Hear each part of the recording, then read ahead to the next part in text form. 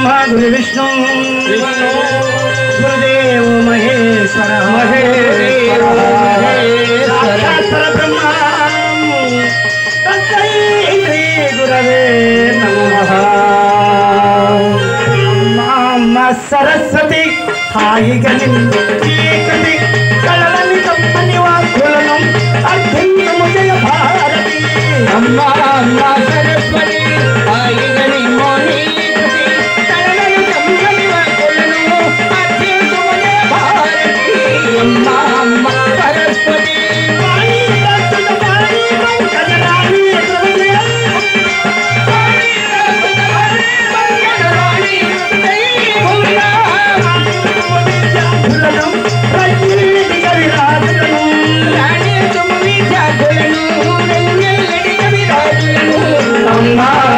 సరస్వతి కమ్మని వాకులను జయ భారతి। సరస్వతి అక్షరాభ్యాసం చేయించారు తిరుమల వారికి। జ్యోతిషము త్రికాండవ అమరము భగవద్గీత భారతము ధర్మచేష్ట గ్రంథాలన్నీ కూడా నిపుణంగా నేర్పించారు। గ్రంథాలని కూడా చదువుతున్నది బంగారు తల్లి తిరుపతి వారు। అక్కలారా చెల్లెళ్ళారా ఆమలారా ఏమిటమ్మా ఇంకా గుర్తుపెట్టలేదు? ఏ గ్రంథము చదివినను ఒకటే ధర్మం రాసి ఉన్నారు పెద్దలు। ఏమి రాశారమ్మా? ఆ రోజు నేను బడికి పోవాలా, ఆ రోజు బడి కుదరలా. కుదరలేదు. కుదరలేదు నీకు బడికి పోవడానికి? స్వరము కొడుకు వాళ్ళందరూ కలిశారులే. కలిశారా? అంతటా శిష్యా తిరుపతి చెప్పే మాటలు వింటున్నారు। ఏమిటది? అక్కలారా చెల్లెళ్ళారా అమ్మా అమ్మా ఎవరైనా స్త్రీగా జన్మిస్తే స్త్రీకి భర్తేనమ్మ దేవుడు। ఎవరు ఎప్పుడు ఎందుకు అసలు?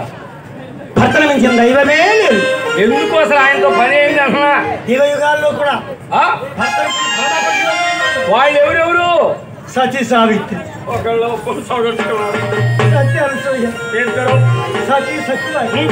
సతీ సుమతి, మహాత్మాతి సీతాదేవి, ఎవరు? వీళ్ళు మనిషికి 4 పెళ్లి చేసుకున్నారు. ఏంటి? సొంతమ 3 పెళ్లి చేసుకుంది, అనుసరము 4 పెళ్లి చేసుకుంది, సీతమ్మేమో 5 పెళ్లి చేసుకుంది. ఏ సీతమ్మ? మనూళ్ళు ఒక్కమ్మరు సీతమ్మ. మనూళ్ళో సీతమ్మ కాదు నాయన, ఏకపత్ని వసుడు శ్రీరామచంద్రుడు రాముని భార్య। రావణాసురుడు చెర తీసుకువెళ్ళాడు రావణ అశోకపురం, అశోక అడవిలో పెట్టాడు, అశోక వృక్షం దగ్గర। చూసావా ఏంటన్నా? మళ్ళా రావణాసురం మరించి రావణాసురుని రాముడు అయోధ్యకు తీసుకొచ్చే సమయంలో సీత పరాయి రాజులు ఏమనుకుంటారు? ఏమంటారు? తిరుపతమ్మ సీతమ్మ పరాయి లంకలో ఉంటే తీసుకొచ్చాడంట। అవును, అందుకని హోమంలో దూకి మళ్ళీ ఎలుపు రమ్మన్నాట। శుభం. సీతమ్మ ఏం చేసినది? అడవిలో నిప్పులో దూకి రమ్మన్నాడు రాముడు। తెల్లని చీర కట్టుకుని పెట్టిన పెట్టు పరిమాయలేదు, కట్టిన చీర కనుమాయలేదు, నిప్పుల్లో దూకి వచ్చింది। అందుకని నిప్పురాడు సీతమ్మ అని రాముడి భార్య। రాముడి భార్య అయితే నాకేం తెలుసండి? ఆచేసి వారి సీతమ్మ అయితే నాకు రోజు తెలుసు. ఏంది? నేను రాబోతుడు రాకూడదా? ఏం పొయ్యిలోడు కాలకానే ఉండాలి, యువతలకు రావా ఇంటికి? ఎలా వస్తా తడుంది? ఇప్పుడు తెలిసిందా? కాలం పోయిందా? సగం దొరికింది.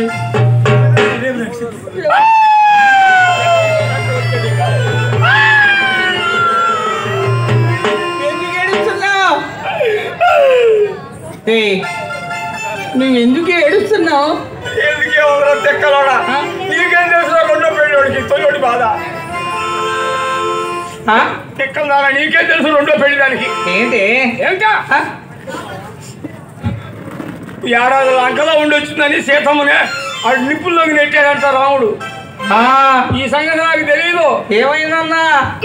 ఈ సంగతి నాకు తెలిస్తే మా ఆడవాళ్ళు 3 నెలలు పుట్టింటికి పోయి అయితే ఈ లోపలే కట్ట పోగేసుకునేవాడిని. ఎందుకన్నా? మా ఆడవాళ్ళు రాంగిని నిప్పు పెట్టడానికి. మీ ఆడవాళ్ళ రంగులని నిప్పు పెట్టడానికి? ఎందుకో? తగలబెట్టడానికి రా. అగ్గిన కూడా ఒరిగిస్తారు కూడా. మహా తల్లి మనకెందుకు అమ్మా? మనకెందుకు అర్థం లేదు? 2వ పెళ్లి కానీ నువ్వు మరి ఎన్ని పెళ్లిళ్ళు అయితే తొలి పెళ్లి ఏం కావాలా? అవునులే అన్న. నువ్వు నేను ఒకటా నాశనాలు మీకు రానని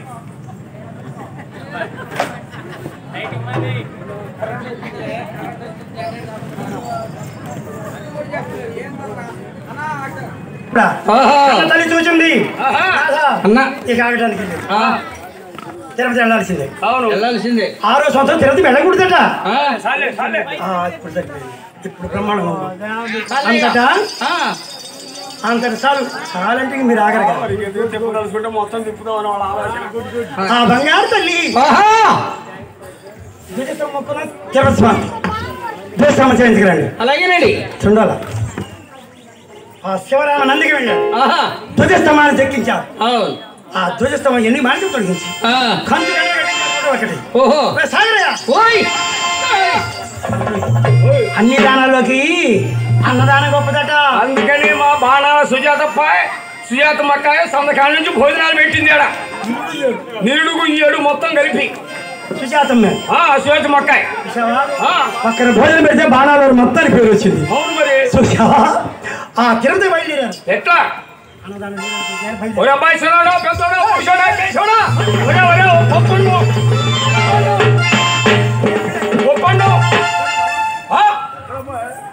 ఒప్పండం ఏ సుజాత మక్కాయ ఇంట్లో అవసరం ఏంటి?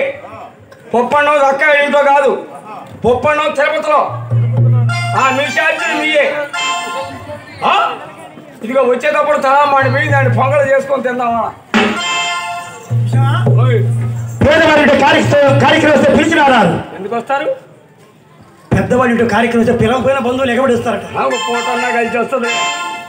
ఇట్లా వస్తుంటారా? గోవిందా తిరుపతమ్మ తలాంటి స్నానం బళ్ళ మీద కూర్చొని పెట్టారు. గోవిందా సూర్య కిరణానికి తిరుపతమ్మ తల మెరిసిపోతుంది. ఈ శవరోళ్ళేమో పౌరు సేవలు చేస్తున్నారు.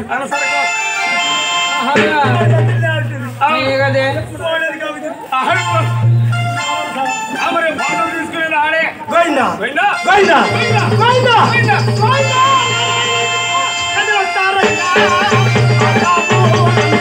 నారాయణ నారాయణ గోవిందయ్యను కదిలొస్తారయ్యా ఆగల్లావారు.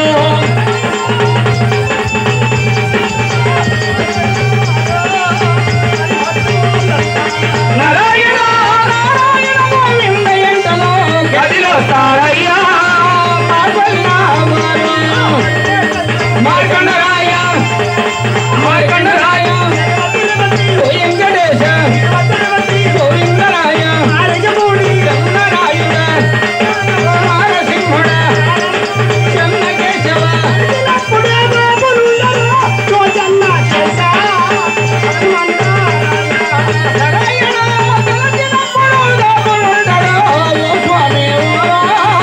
శ్రీ వెంకటేశ్వర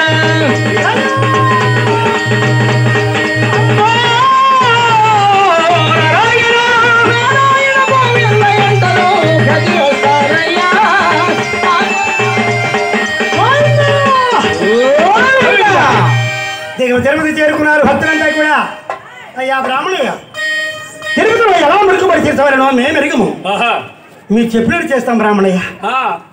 అయ్యా శివరామయ్య గారు బ్రాహ్మణయ్య మీరు ముందుగా పశువులతో పూజించి జోడు టెంకాయ కొట్టించి ఆ స్వామివారి ఎదురుగా ధ్వజస్తంభం నాటించవలే. అలాగేనండి. తదుపరి అమ్మాయికి ఇక్కడ పెట్రోల్ దించాలి. అలాగేనండి. తర్వాత స్వామివారి పేట పాలపొంగలు పెట్టించి అమ్మాయి చేత పాలపొంగలు పెట్టించండి.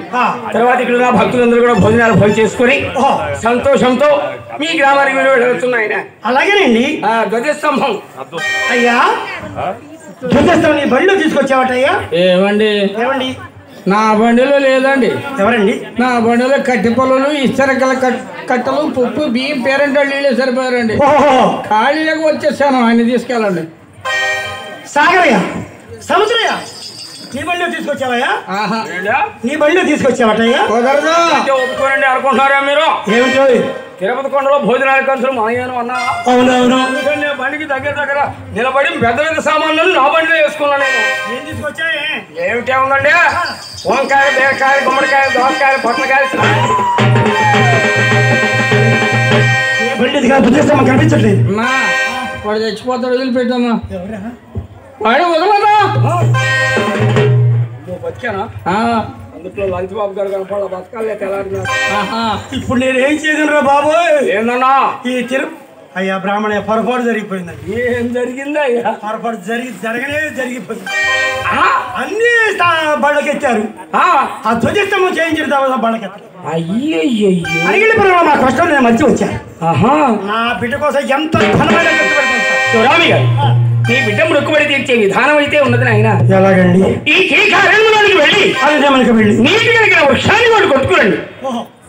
ఈ వచ్చ నుండి కట్టె స్తంభంగా మార్చి మీరు చేయించారే ధ్వజస్తంభం అది తదుపరి సంవత్సరం తీసుకొచ్చి నాటించవచ్చు. అలా చేయవచ్చా అండి? అక్కడున్న స్వామి వాడే ఇక్కడున్న శ్రీనివాసుడే.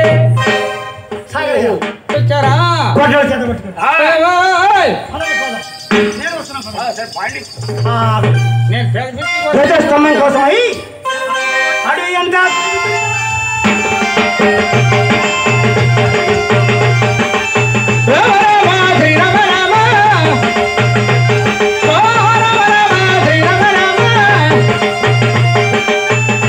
సమయంలో ఎవరు చూశారు? ఎవరండి? 7 కొండల్లో ఉన్నటువంటి వెంకటేశ్వర.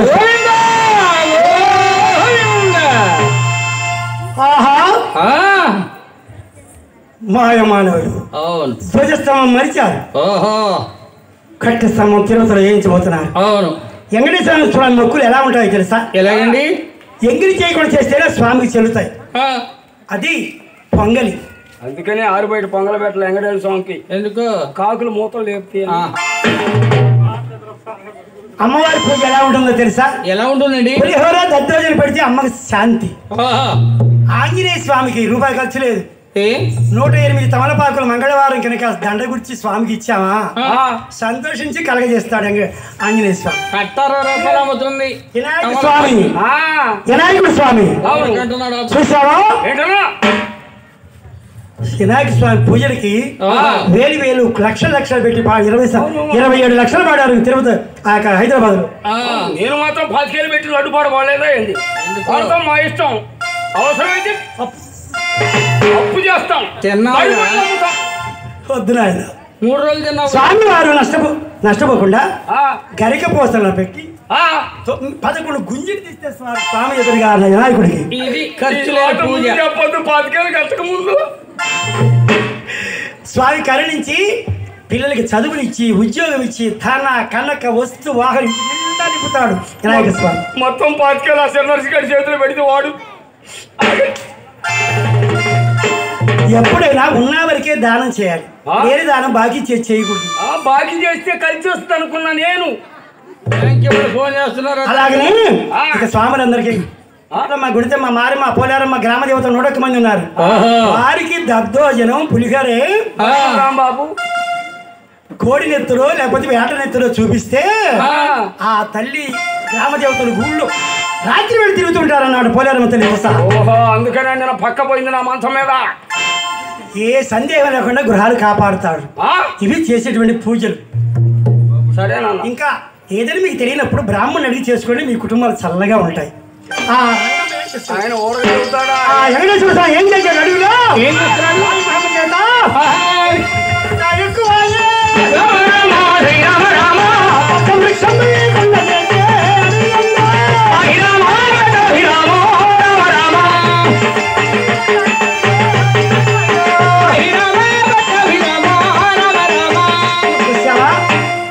అన్నదానం చేసిన ఊరు అద్భుతంగా ఉంటుంది. అవును. అమ్మెంతో అన్నదానం అంతా. అవునవును. అమ్మ లాంటిది అన్నదానం. అమ్మని ఎవరైనా మరుస్తారా? ఎందుకు మరుస్తారు? కుర్చీలో నుంచి లేపుతారు. అయితే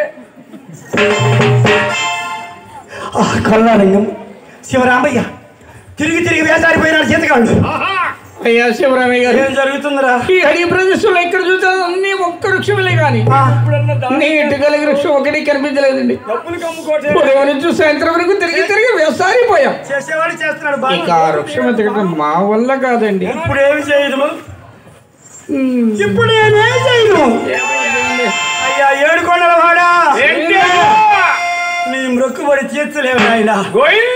నీవు ఆపద మొక్కులు వాడంటారు నిన్ను. నీవిచ్చిన బిడ్డే కదా తిరుపతమ్మ. ఆ తల్లి మొక్కుబడి తీర్చుకుని పెడితే మమ్మల్ని ఏం చేస్తావు? అయ్యా అయ్యా తీర్చలేవయ్యా నీ మొక్కుబడులు.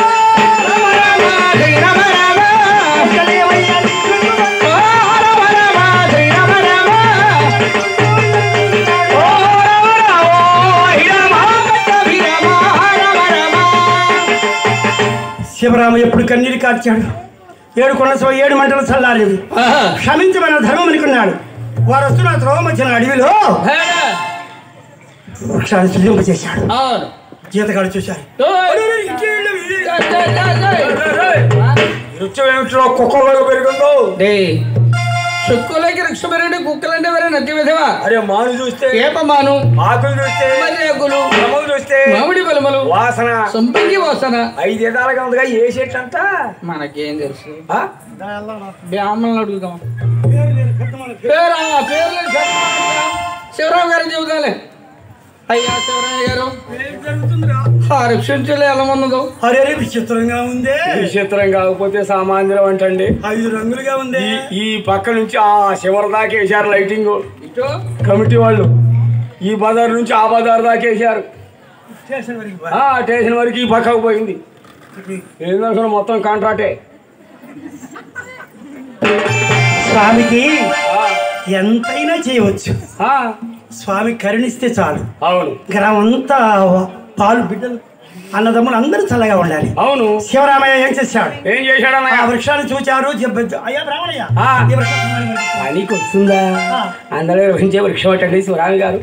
ఆ వృక్షం పశువుతో పూజించి చూడు టెంకాయలు కొట్టించి ఆ వృక్షాన్ని కొట్టుకోండి. ఆ వృక్షాన్ని సంధించండి. అలా ఏనండి. ఆ వృక్షాన్ని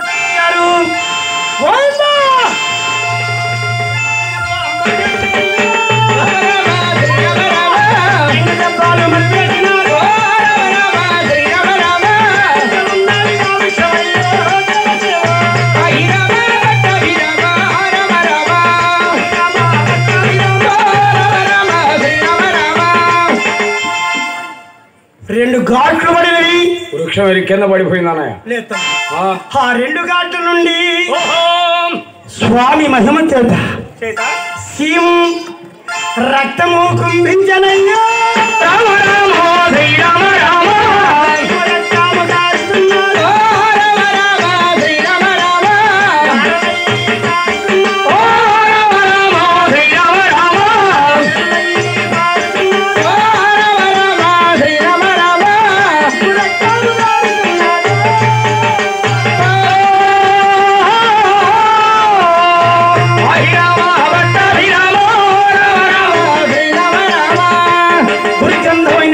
వాసన సీమ రక్తం ఏకమై కారుతుంది. సీతగాడు చూశారు. అయ్యోయ్యో ఈ వృక్షంలో ఎవరో మనుషున్నాడు కావు. పరిగెత్తుకుని వస్తుంది. శివరామయ్య గారు ఏమిట్రా? నీవు చూసిన వృక్షానికి ముందుగా పూజించి 1 2 దెబ్బలు కొట్టగా తొలి దెబ్బకు పాలు కారాలి. 2 దెబ్బకు పేడలు ఇవ్వాలి. ఆ వృక్షం అలా జరగలేదండి. ఏం జరిగినది? తొలి దెబ్బ కొట్టగా రక్తం, 2 దెబ్బ కొట్టగా శివం. ఆ వృక్షం నుండి శివ రక్తం సీమ రక్తం కారుతున్నదా? ఎంతటి ఘోరము ఎంతటి ఘోరము. అయ్యా బ్రాహ్మణుడారా, మా చేతిగాళ్ళు 1 2 దెబ్బలు కొట్టారట వృక్షాన్ని. సీమ రక్తం ప్రవహిస్తున్నదట. ఎందులో మిథ్యార్థం ఆ యొక్క సీమ రక్తం కారుతున్నది. భవిష్యత్తు వర్తమాన కాల గ్రంథాలతో ఒక్కసారి విన్నవించడు నాయన. అయ్యా శివరామయ్య గారు, బ్రాహ్మణయ్య ఇంత సంతోషంతో వార్త చెప్తూ ఉన్నారు మీరు. వృక్షం ఎవరి పేరును కొట్టిస్తున్నారు? బంగారు తల్లి తిరుపతమ్మ లేక లేక జన్మించింది బంగారు బొమ్మ. ఆ తల్లి పేరు మీద వృక్షాన్ని కొడుతున్నామండి. అయ్యా అవునండి. అయ్యా శివరామయ్య గారు, అయ్యా ఇంత సంతోషంతో ఈ వార్త చెబుతున్నారే కానీ ఈ దుర్వార్త ఎలా తెలియచేయాలా? దుర్వార్త? అవునయ్యా. కొట్టిన వారికి వృక్షం కొట్టిన వారికి ఏడులేదు, మరి వృక్షం కొట్టమన్న వారికి కూడా కేడులేదు. మరి ఎవరి పేరు మీద అయితే వృక్షాన్ని ఘాటు పెట్టి ఉన్నారు? మా తిరుపతమ్మ అండి, మా తిరుపతమ్మ. నీ తిరుపతమ్మ నాయన. అవునండి. అమ్మాయి 15 సంవత్సరాలు వెళ్ళి 16వ సంవత్సరం ఎప్పుడైతే సంతలం కాబోతున్నదో ఏళ్ళు గొళ్ళు ఊడిపోయి అయ్యా సింహము కలలై కాల్చు. బ్రాహ్మణయ్యా తిరుమతమ్మ బ్రతకదయ్యా. ఏం జరుగుతుంది? మీ లక్ష్మీ తిరుమతమ్మ కుష్టివ్యాధయ్యా, కుష్టివ్యాధి.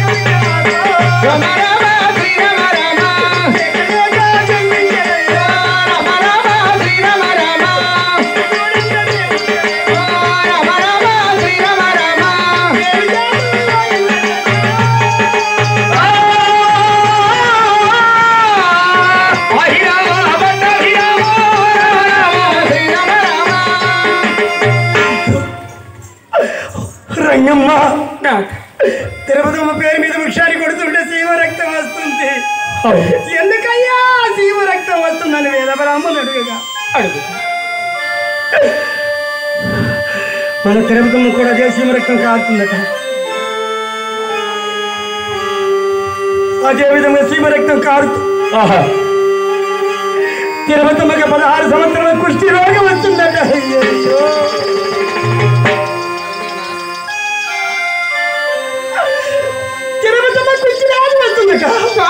ఆ వ్యాధిలో మన బిడ్డను మనం తుంచబడుతున్నా. రంగమ్మ, స్వామి, రంగమ్మ, ఆ సీమ రక్తకారి వృక్షాన్ని కొట్టుకుంటానట్లయితే మన బిడ్డకి ఆ కుష్టి వ్యాధి రాదేమో స్వామి. వద్దు నాథ. అయ్యా బ్రాహ్మణుడు, ఆ సీమ రక్తం కాని వృక్షాన్ని కొట్టుకుని ఉన్నట్లయితే నా బిడ్డకి ఆ వ్యాధి రాదు. అయ్యా, నా బిడ్డకి ఆ వ్యాధి రాదు. రామయ్య గారు, వృక్షమును ఘాటు పెట్టేంత మాత్రమున వృక్షమును కొట్టినను వ్యాధి తప్పదు. కొట్టేసకపోయినది కూడా మీ తిరుపతమ్మ కుష్టి వ్యాధి తప్పదు. వస్తుందట. కొత్తగా పోయినను మన తిరుపతమ్మకి ఆ కుష్టి వ్యాధి తప్పదు. అయ్యో, తిరుపతమ్మ చూడు కన్నీరు కాచుతున్నది బంగారు బొమ్మ. అమ్మా, అమ్మా లక్ష్మీ తిరుపతమ్మ, ఈ జాతకంలో కుష్టి వ్యాధి వస్తుందట. అమ్మా, అమ్మా కుష్టి వ్యాధిని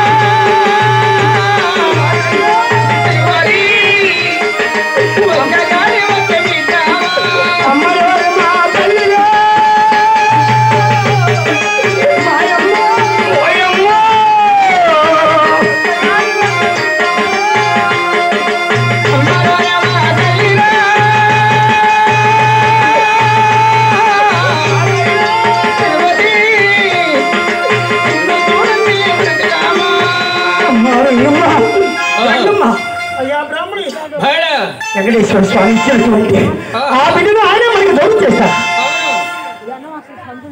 రంగమ్మ, స్వామి అన్నిటికున్నారు అని చెప్పి మరలా మొక్కుబడి కట్టాడు.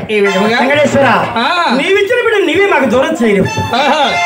మరలా నీకు చేయించిన బంగారం స్తంభం తీసుకొచ్చి ఎదుట నాటించి ఆనాడు ఆమోదలు విడిచి ఆనాడు సారిగా దివ్యను వెలిగించి హరినామ సంకీర్తన రామాయణము మ్రోగించి నీ ఎదుటగా నా బిడ్డ పెళ్లి చేస్తున్నాడు.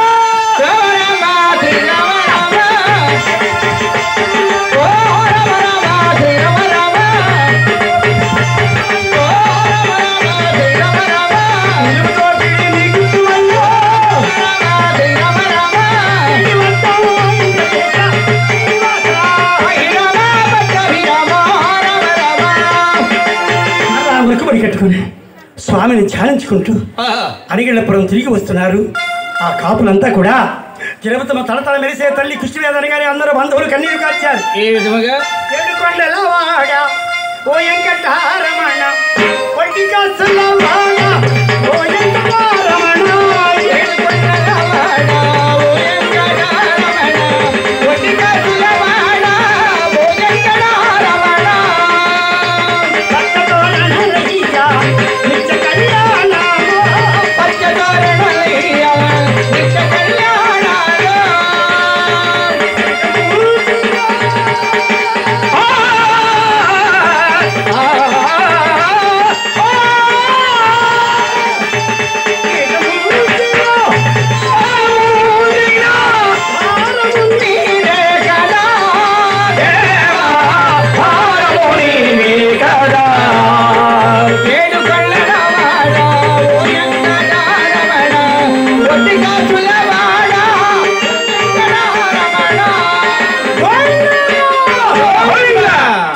తిరుపతి కొండ నుండి అనిగిరిపురం చేరుకున్నారు.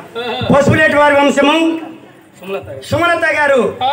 ఇక అమ్మవారు జన్మించినది కనుక 101 రూపాయలు కానుక సమర్పించారు. పశువులేటి వారు వారి బిడ్డల్ని వారి కుటుంబాన్ని ఎల్లవేళ కూడా లక్ష్మీ తిరుపతి తల్లి చల్లగా కాసి కాపాడి రక్షించుగా గారి మనస వాచ ప్రార్థన అంతటా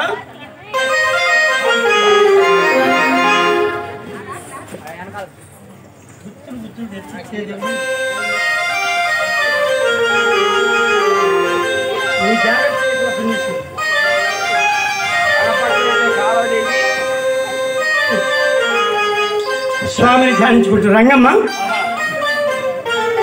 జన్మించిన గోవు జన్మించింది. గోవుకు తల్లి గోవుని పేరు పెట్టి గోవును ప్రేమగా సాగుతున్నారు. ఇక లక్ష్మీ తిరుపతిలో అవును పాలు చక్కెర పలహారాన్ని తినిపిస్తూ ఊయలలో ఊపుతున్నారు. కింద దిగితే కారికి మట్టి అవుతుంది. ఇవన్నీ కూడా నేనే చెప్పాల్సి వస్తుంది. అతి ప్రేమగా వెంకటేశ్వరరావు 4 పిండిస్తానంటే స్వామి గారికి. అంతటా ఆ పరిస్థితి అలా ఈ గ్రామం దగ్గర ఎక్కడే ఉందనే కటారపాలెం ఈ పక్క పోతే పందులపల్లి ఇక్కడ కాదు తమ్ముడు. తిరుపతి తిరణాలు చేసేటువంటి గ్రామం. అదే గ్రామము పేరు కాంచి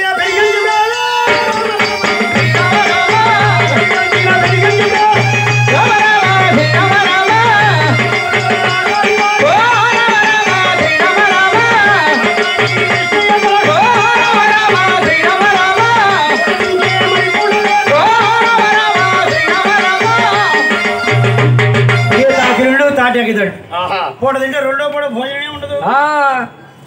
గ్లాసులు ఏమండి అసలు ఆ పేదవాళ్ళతో మనకి కాకానికి చెల్లెలేమో ఎంకమ్మ. ఓహో శివరామయ్య చెల్లెలేమో ఎంకమ్మ, కాకానికి చెల్లెలేమో రంగమ్మ.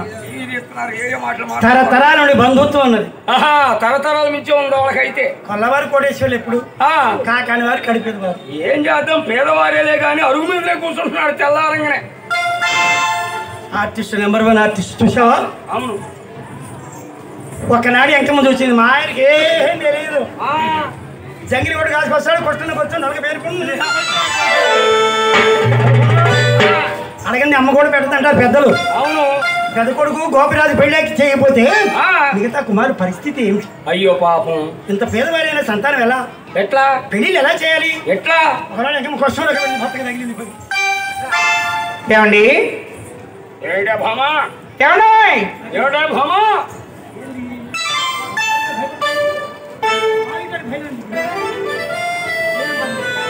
ఏమండి ఏమిటా భామా?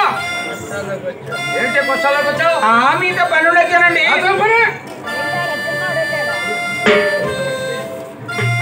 ఏదో పని మీద పక్క పోయేస్తుంటే ఏదో పని ఏం లేదు కానీ మన అబ్బాయి గోపాల కళ్యాణం చేసి మనకున్నదే లేదా? కూర్చోండా? ఎవరన్నారు? ఎవరన్నారండి? ఇదేమి చూసండి పచ్చిమిరి ఎక్కడ వస్తారండి మొహాలు కనుక మక్కలేక తగ్గించుకోవటానికి. అది కాదండి మన అబ్బాయి గోపాల కళ్యాణం అండి. మొన్న వెళ్ళాను ముళ్ళపాడు. దొడ్డుపాటి శాఖ గారికి 3 అమ్మాయిలు ఉన్నారు. ఏమయ్యా శాఖే బావా, నీకు 3 అమ్మాయిలు ఉన్నారు కదా, ఒక అమ్మాయిని మా అబ్బాయికి ఇచ్చి వివాహం చేయరాదా అన్నా. ఏకాదిగా చూశాడు. కాకాడికి ఇచ్చాయా పక్క బొగ్గుచ్చి అన్నాడు. నన్నే అయ్యయ్యో అందుకని అబ్బాయి కళ్యాణం అనుకున్నాను. నువ్వు కూడా అనుకో. ఏమండి మీరెంత పిచ్చివారండి. మన గురువులా పని పెట్టుకొని కాని వారి దగ్గరికి వెళ్ళి కాతిని పెంచుకునేది ఎందుకండి?